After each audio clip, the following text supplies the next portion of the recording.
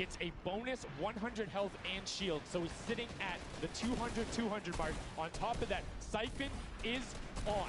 If you get an elimination, you get that 50 effective HP back over. That makes the Infinity Blade very hard to take down. They also get those big crescent move jumps to slam down. And as you can see going on the right-hand side of your screen, it is creative chaos all over the place. But now taking in with the Little Whip Warriors as they're able to clean it out, and Ninja's trying to rotate up top.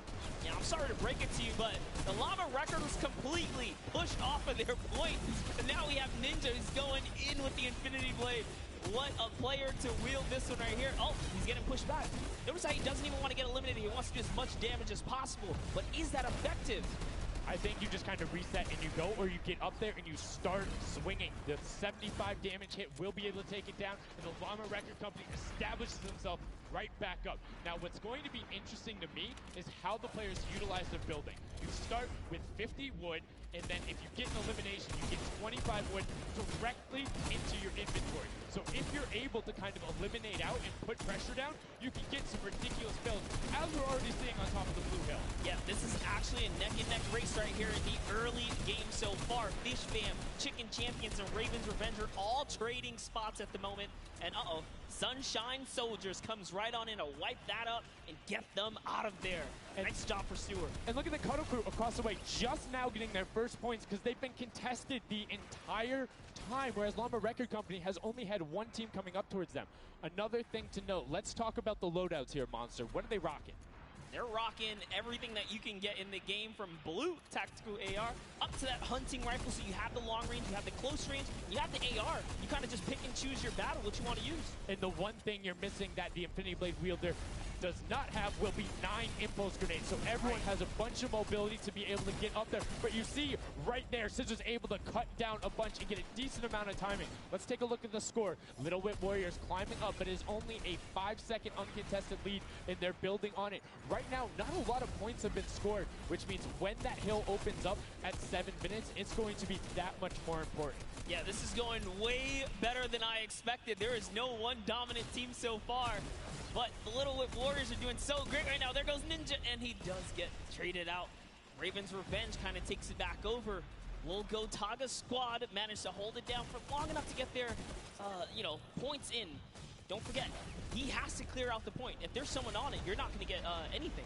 Right, and as soon as you're up there, if teammates are not building for you, you're exposed for the entire map. Everyone else is able to see you. You can see El Rubius going in, but the double pack plus the Infinity Blade wielder of Hand of Blood. This Llama Record Company team is looking to go platinum with a great defense of their point. There it is, very nice. Finally starting to earn some points, trying to break that, triple digit Hand of Blood. Little fun fact right there. His dog Falco is Germany's second biggest dog influencer on Instagram. That's impressive, but I wonder who the first biggest is now. That's like, is there a statistic for that? Like, do you go down the line? But one thing I do want to note for Hand of Blood, look at the eliminations coming out of the Infinity Blade. Already sitting on 7 and being aggressive. As the more he gets that Siphon going, the better he's going to be. But the Chicken Champions come out on top there.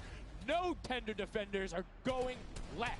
Able to hold the top, and now crawling their way back up there. They're only about 10 seconds or so behind the Funky Fighters? Dude, wait a second. Where do the Funky Fighters come from? Suddenly they're at the top here, and the Little Whip Warriors have not managed to earn any points. Sunshine Soldiers looking to kind of ruin that festival up top, but it's Tomoya. We touched with him with Pookie early on. He said, you know what, he chose his players, specifically because they're great at death runs, but it looks like they battle it out too. They're doing a very good job of making sure they go at the same time. You can see Tomoya here being patient, doing everything he can to try and find an outlet, but he doesn't want to commit before his teammates are there. He's waiting for Kutu. There they are. Kutu coming up with him as well. The fight is on, but we switch back over to Scissors just chopping it down, but the Fish Fam is a sushi there as the retake happens. That is actually crazy. Watch him kind of wait there, prepare the ambush. His team comes up and they collapse on the point, and bye-bye Fish Fam.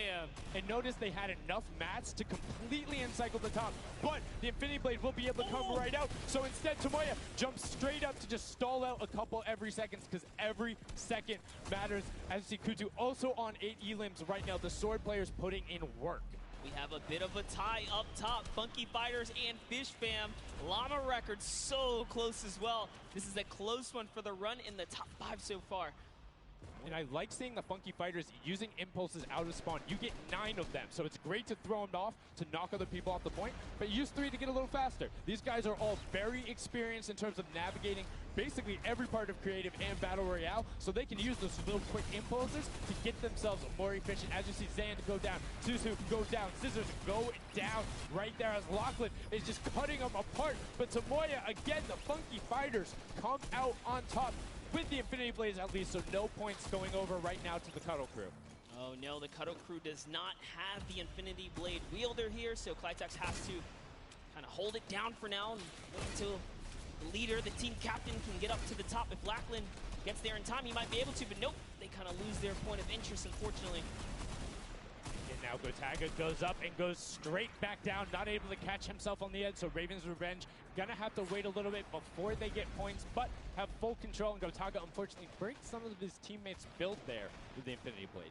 Yeah, you see Chappie. Chappie's from, you know, the USA. His favorite aspect of creative mode is actually 1v1 build fights, so this is why they're doing pretty good right now. And they kind of close it up.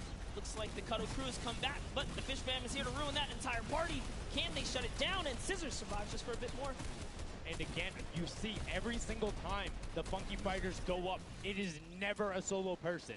It is always 2, most of the time 3. They get control and then they immediately box up. But while we've been talking about them, let's check in back with the scoring as we're now right around the 3rd mark and a minute out from that 12 point per second circle. And Ninja's team, the Little Whip Warriors, are Little Whipping all over as Tomoya goes up, comes back down, and the Shing was not enough. Cuddle Crew takes him down. I actually love that strat. You don't see anyone else really utilizing the dive straight up into the air to kind of disengage off the pressure. Ninja's doing a great job chopping up here. He's already at 8 limbs. That, never mind, make that 9. That was Gotaga who went down right there. And they finally get another run at, you know, advancing the lead here. And they are slaying out, too. Yes. You see every single one of them almost to the double-digit marks. But Taco, hello. That was your head. Yeah, you got to be careful because, hey, if all you're doing is sitting there rifling, that's fine. Somebody's going to take a hunting rifle and make you pay. Lachlan goes up. MSYP is just behind him, and Lachlan is able to take that one over. Kaz is trying to do everything he can, and he does get Lachlan. So good delay coming out from there, but opening up about a 20-second lead. But here we go. 3, 2, 1. Middle point is open. That's 12 point per second, and right off of the bat, we see Cuddle Crew heading towards it. Impulse is going out, and a swing and a miss there with the Superman jump from Ninja. Not quite going to get it as Rubius and Hammer in the circle right away.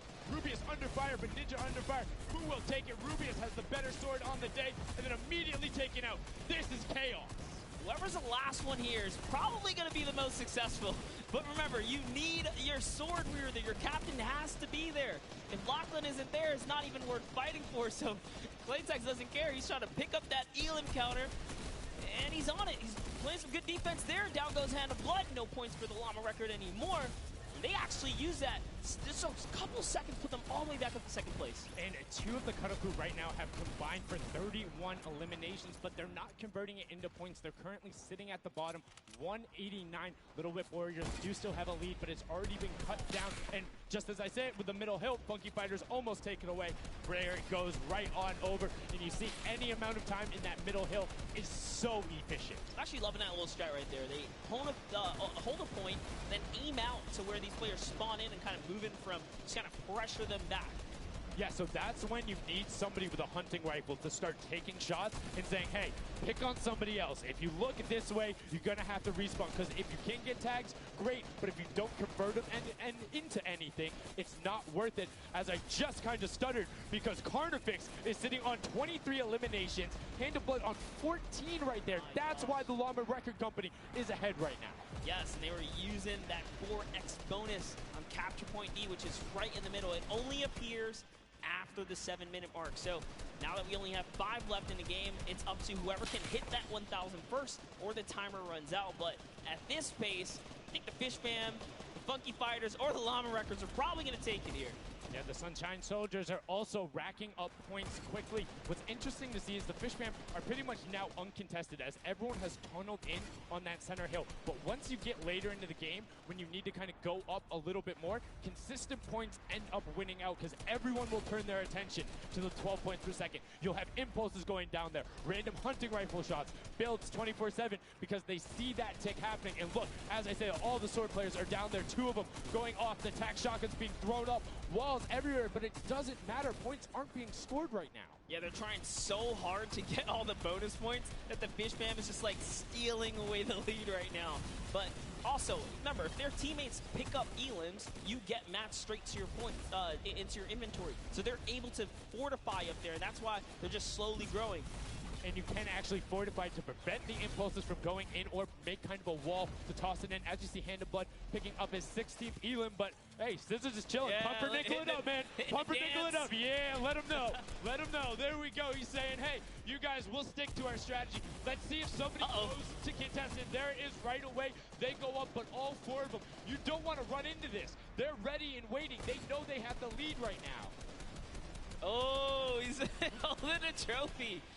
Look, he's looking around, he's telling him to let him know, man, and that's what it's all about. They've opened up a 100-plus point lead, but no contention because everyone is tunneling on the bottom. Uh-oh. And I like this now. Now they're turning their attention outwards. Other teams kind of realize, wait a second, they're just up there scoring. Like, what can you do in this instance? They see the other scores. That leaderboard is running for them. What they have to do, if you're the Llama Record Company, you hold the middle and lock it down for that time. And then the second you get the lead, start running at the Fish Fam. Don't let them come anywhere near any point. Nobody else is going to catch you unless they get the middle. Everyone's attention is there right now. And the Llama Record Company now has the 100-point lead back in the span of just 10 seconds. It let their guard down one time, and suddenly Llama Record takes the lead as if Fish Fam wasn't just farming all those points. Nope, Fish Fam no longer have a free point. It is up to everyone to stop the Llama Record Company here because Hand of Blood has 17 elims and he's going for the middle now. He's got his team ready. Let's see what's he gonna do. Hits the vent, goes right in, nice and sneaky. Oh, he's still waiting. Look at the big brain plays. Comes out the collateral right there, and it's all his. The center point is his to earn points now, Sundown. It's so close. It's just a few more ticks. Gotta stop him. One more goes over, and that's it. Llama Record Co. takes the first match. Hand of Blood, Spenos, Alex JJ, and Carnifex are your match 1, set 1 winners right there. Incredibly impressive coming out. Well-executed gameplay. And they say, Scissors, you can hold that L instead of the trophy. Don't celebrate too early. It's the World Cup Creative Finals. Every game is worth so much money as well, so much prize. So to take a victory off the bat, you have to be feeling great. And that was your fan fave to pick. I mean, they had everything going in. They're incredibly confident, but they had to make sure they were able to get it. You can see the last few moments, they'd already boxed themselves up after clearing out the Funky Fighters, who were the only other contestants. The Funky Fighters actually also passed the Fish Fam in the last moment, which is huge in terms of not only the prizing, but what will end up being potentially a llama in the end. That's right. That is right. Loving this replay right there. The let's goes, the energy is real. You can clearly see the excitement. That was a great game to watch. It's fantastic. Honestly, I love Sky Station Showdown so much because I think there's a level of depth there, right? Everything is wood, so you're able to like kind of hit through it, and the Infinity Blade cuts through all of it right away, but the Infinity Blade wielder doesn't have the ability to build, needs the support from his teammates. So you saw the people who were roaming in packs of 3 and 4, incredibly successful. Yeah, it was kind of unfortunate. The Cutter Crew was like slaying legit so many elims, but not a lot of points, and that's because play that split game, it's not going to work out. You have to convert it into control. It is a control the point game mode, and if you're not doing